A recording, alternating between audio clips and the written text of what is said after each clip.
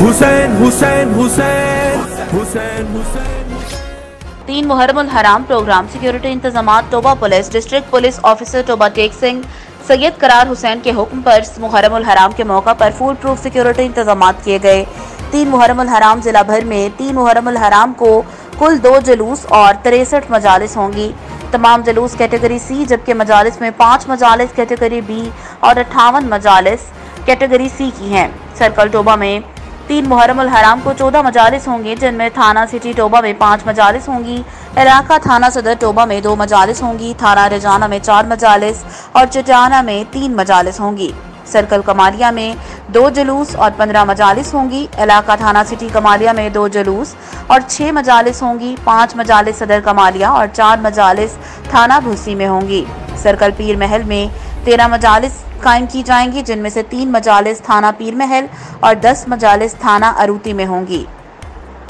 Circle Gojra में total 21 मजालिस होंगी, जिनमें थाना सिटी गोजरा में 4, थाना गोजरा में 13, थाना नवा लाहौर में 4 मजालिस होंगे। जिला भर में 3 मुहर्रमुल हराम के प्रोग्राम्स पर 742 पुलिस ऑफिसर और मुलाजिमीन ड्यूटी सर अंजाम देंगे।